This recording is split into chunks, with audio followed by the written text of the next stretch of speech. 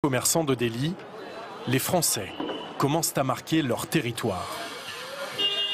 Depuis quelques mois, un parfum de boulangerie flotte dans l'air indien et croissants religieux et Paris-Brest concurrencent les chapatis.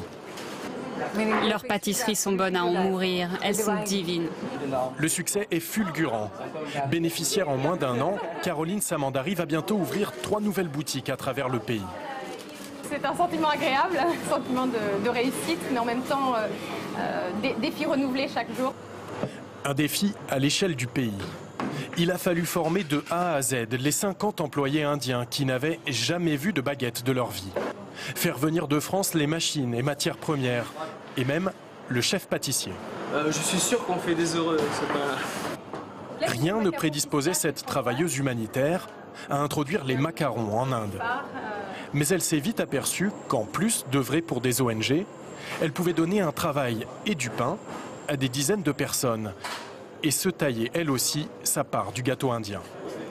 L'Inde offre des opportunités extraordinaires pour beaucoup de choses, dont pour la boulangerie-pâtisserie, parce que justement c'est un marché vierge, c'est un marché en évolution constante où les gens sont à la recherche de nouvelles choses.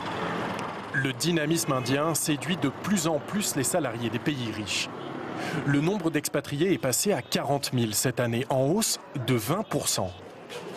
Oublier la grisaille parisienne pour se plonger dans les couleurs de l'Inde, c'était un peu le business plan d'Iris et Emeline.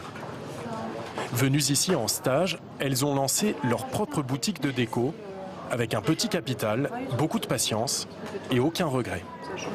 En regardant les informations ou tout ce qui se passe en France ou en retournant de temps en temps, on est content d'être en Inde où on a l'impression où c'est vraiment juste l'inverse, c'est-à-dire que c'est une sorte de boom économique où on peut faire ce qu'on veut. Ces nouveaux expatriés n'ont pas le confort de leurs aînés, chauffeurs et grosses berlines. Ils partent souvent de rien, mais construisent vite. Jérémy Grasset n'a pas hésité une seconde. En 2004, fraîchement diplômé d'une école de commerce, il s'envole pour New Delhi. Aujourd'hui, il est gérant associé de 3 entreprises, dont cette agence de voyage qui emploie 60 personnes et a déjà fait découvrir l'Inde à plus de 25 000 touristes. Déjà, il faut pas mal de temps pour avoir des responsabilités en France.